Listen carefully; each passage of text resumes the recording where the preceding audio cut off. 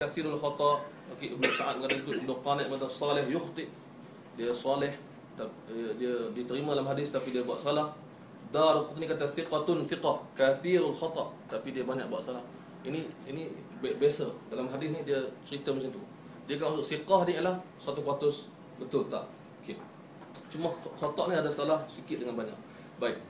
Dan kita boleh teruskan lagi, tapi kita boleh beritahu bahawa boleh dikatakan semua muhadithin bahagian jarah ta'dil di zaman awal mengatakan dia ni banyak salah dalam hadis. Okey. Dan saya bacakan di sini kata-kata lagi yang menyebut bahawa dia kata Muhammad bin Nasr al-Marwazi kata al-mu'ammal idza farada bil haditsin wajaba an yutawaqqafa. Okey. Bila dia infirad, bila dia bawa hadis yang lain daripada orang lain, kena tawakuf. Nanti dulu, bukan tolak terus, nanti dulu. Kan? Kerana apa dia ni? Sayyi'ul hifz, kasirul ghalat. Ghalat sama dengan khata', iaitu salah, banyak salah. Okay. Maksud mesti hati-hati. Dan satu kata-kata lagi yang saya boleh ambil ni, saya rasa mengikut apa yang saya ada ni daripada Yaqub bin Sufyan. Okey. Yang juga disebut oleh buku-buku Jarh Ta'dil. Dia kata, dia jelaskan lagi, antara penjelasan dia ialah yajibu ala ahli al-ilm an yaqifu an hadithihi. Dia mesti berhenti tengok hadis dia, muamal. Jangan terima bulat-bulat maksud dia. Cek dulu maksud dia. Fa innahu yawil manakir an thiqati syuyukhihi. Dia riwayatkan hadis munkar, hadis yang salah, maksudnya kesilapan dalam hadis, daripada syekh-syekh dia yang siqah. Maksud kesilapan dia lebih menjurus kepada apa? Hadis-hadis yang diambil daripada orang yang siqah. Bermakna ini diberi ingatan kepada kita. Dan dikata oleh Yaqub bin Sufyan, kalau tak salah daripada apa yang saya dapat ni, boleh dibetulkan kalau salah. Kata-kata ni ada dalam buku-buku Jarh Ta'dil. Dia kata wa hadha ashaddu, ini lebih berat. Kenapa? Falau kana hadhihi manakiru 'ala du'afa lakunna naj'alu lahu uzr.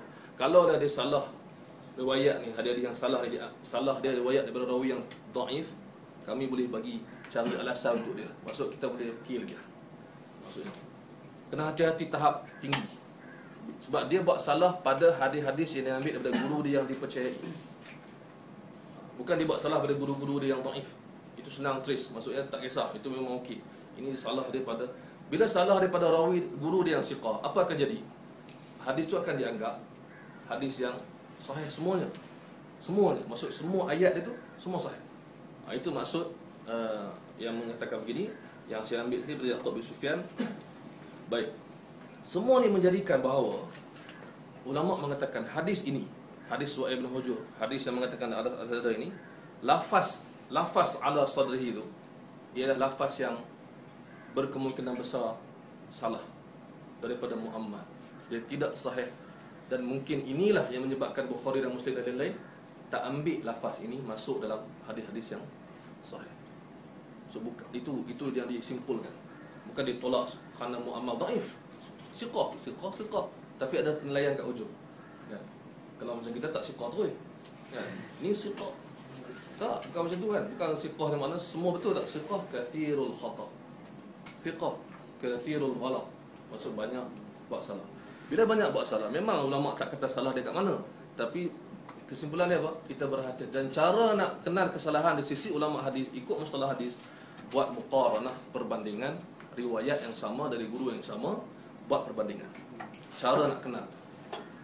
Di sini ada dua kemungkinan. Bagi orang yang mengkaji mustalah hadis, kemungkinan bila tak sama tu kemungkinan sahih juga, sebab dia seorang yang ambil hadis tu. Kemungkinan orang lain tak jumpa, tak sempat ataupun tak dapat, dia seorang yang dapat.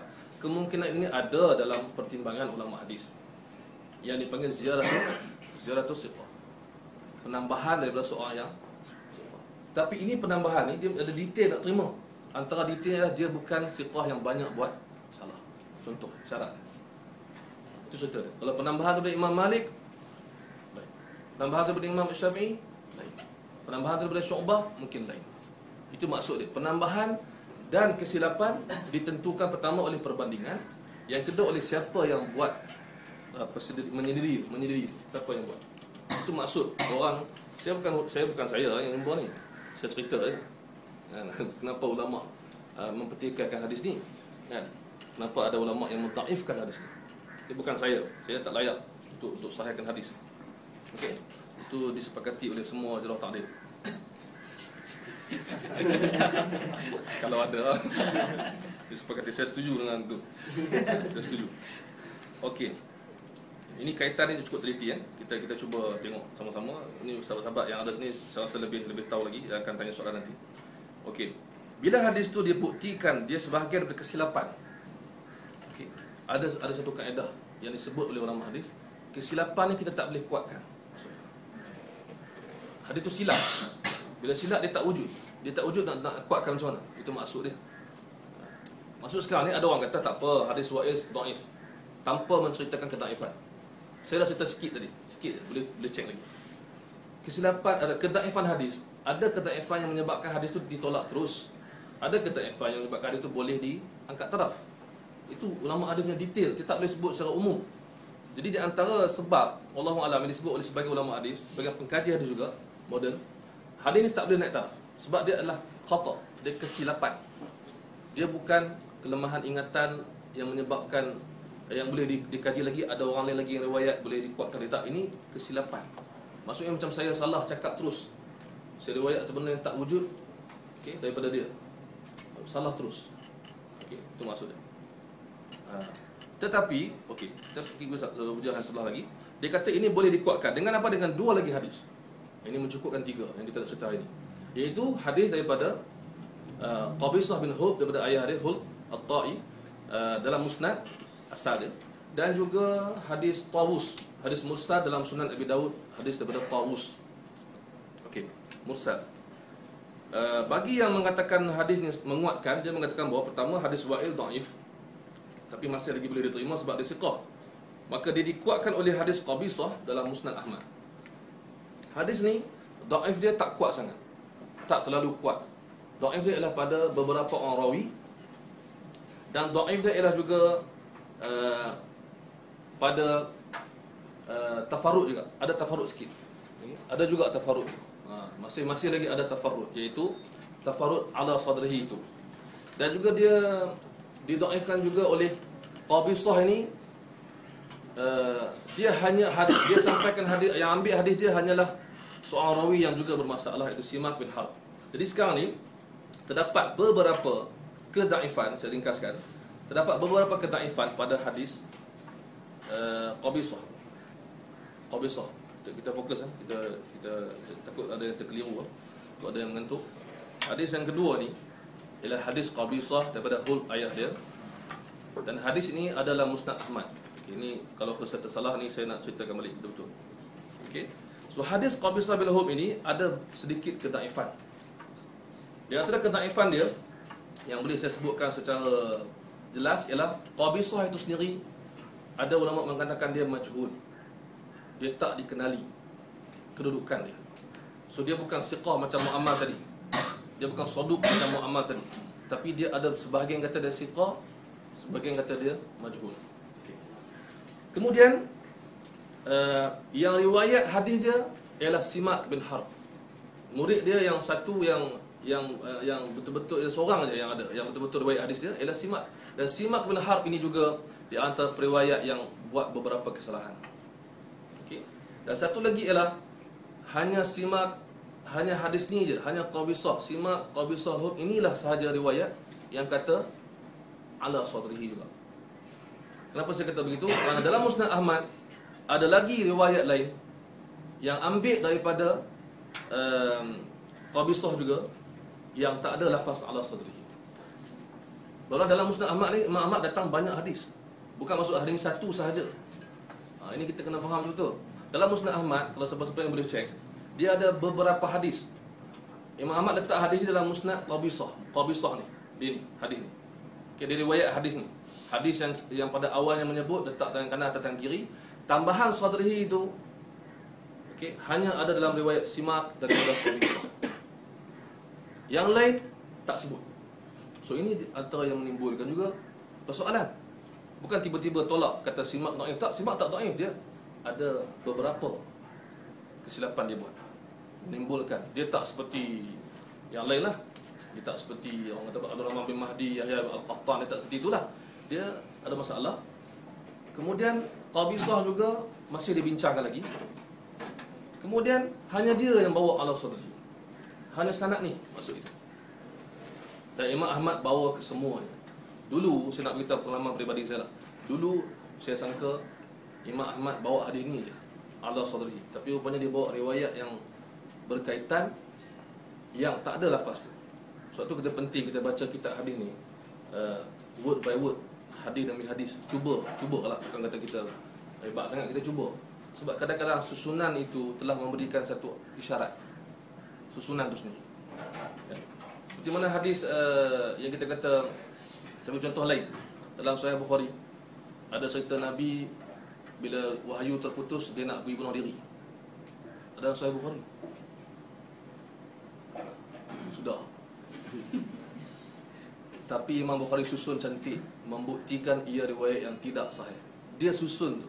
Dia buat beberapa riwayat, semua cerita pasal wahyu. Ini satu yang lain sikit, cerita pasal nak bunuh diri, nak terjun daripada tebing, Jibril datang tahan, jangan. Itu cara Al-Bukhari susun, nak tunjukkan ini tak sahih.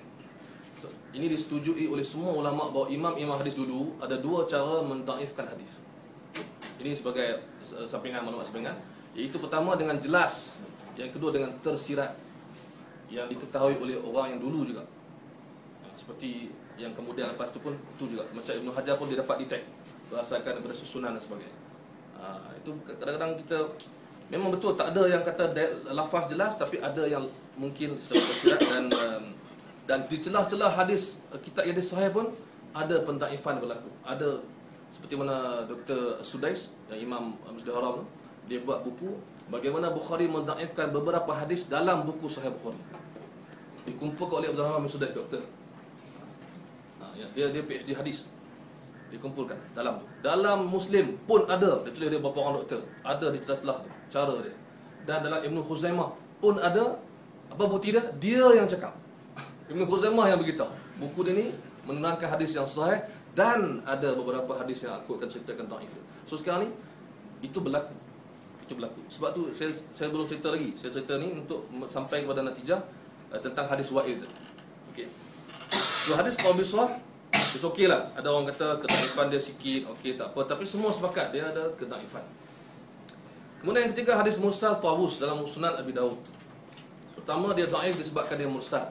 Hadis mursal ialah dhaif di sisi muhaddisin yang awal. Tidak ada keraguan, tidak ada kekhilafan seperti mana yang dihuraikan Imam Muslim dalam muqaddimah sahih dia. Kita boleh baca. Cuma yang dipertikaikan ialah dari segi mursal yang mana yang boleh dikuatkan. Itu cerita dia. Bukan masuk mursal terima tak terima. Mursal mana yang kita boleh kuatkan. So Imam Asy-Syafi'i dalam buku dia Al-Um kat Risalah yang dia cerita syarat-syarat menguatkan.